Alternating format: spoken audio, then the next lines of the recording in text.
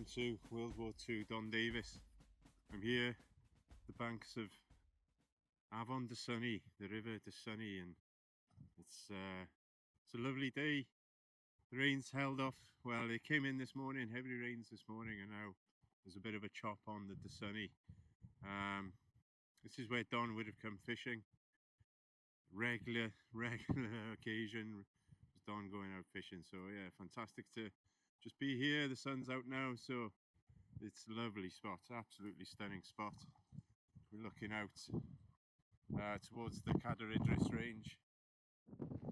Brought the bike down today, as Don would have. He'd have cycled down to go fishing on a regular basis. I was talking to Mam last night.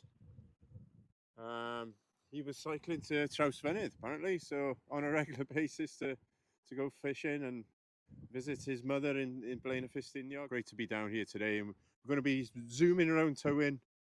Quite a few spots to see today, so let's head off. See you in a bit.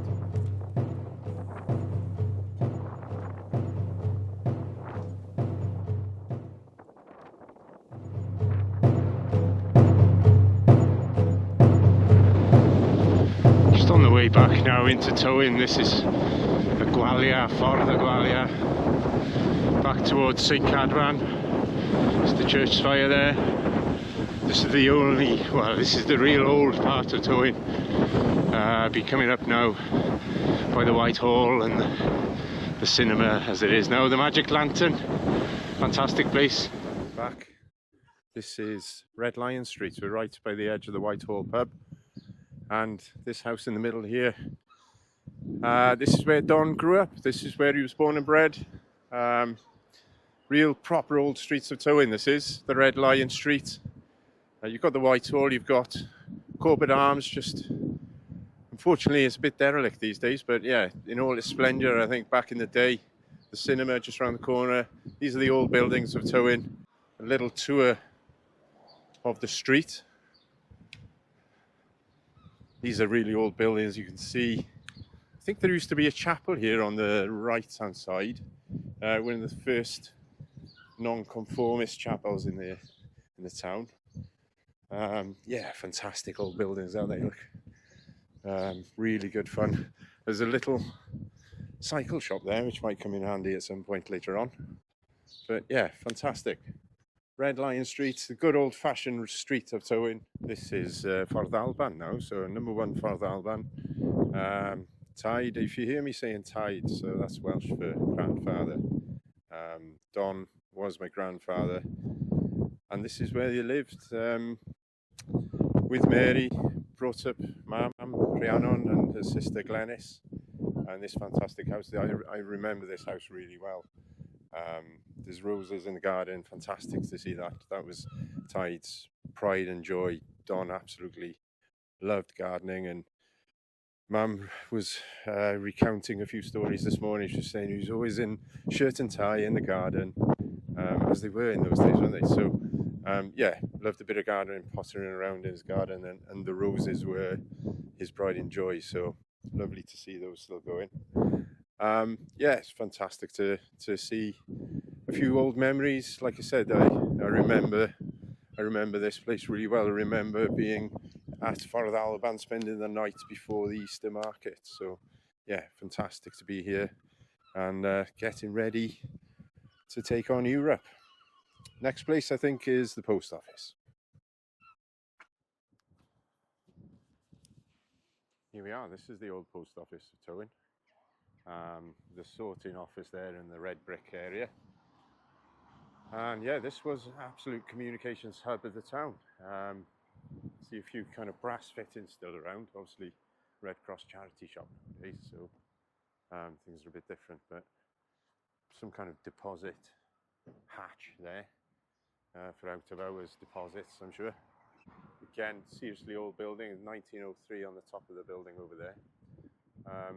But yeah, that's where Don Davies, that's where he would have worked pre-war. Guessing that's how the kind of communication side of things came, and he ended up with the Royal Signals. But post-war, he was there serving as various roles, clerks to start with, and then up to kind of sub-postmaster level, and then retirement in the late 70s, early 80s. Riding past Porthgwyn stores there, another landmark of Tywyn, past and present. This used to be Cambrian Cafe. This was the business that Don Davies set up with his wife Mary, and they had a fantastic business here. People would come from miles around. The train station's just across the road there, and yeah, it was really popular. He was here. They ran it as a business from very early 80s, possibly even late 70s, through excuse me, through to the early 90s. So, and it's still a thriving business now. We've made it to Tywyn School now. This is the school that Don would have studied at all those years ago in the 20s, really. So Don was born in 1920 here in Tywyn, and yeah, quite a tough life, I'd imagine. Obviously, serious economic depression following the First World War. Across the world, really, globally. Wall Street crash and all that. Seem to recall that from my GCSE and A-level history studies.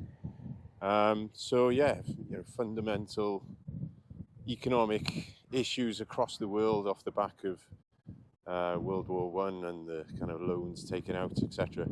So yeah, a lot of poverty in the area, I'm fairly sure. His father worked on the railway. His mother worked at the Corbett Arms that we saw earlier,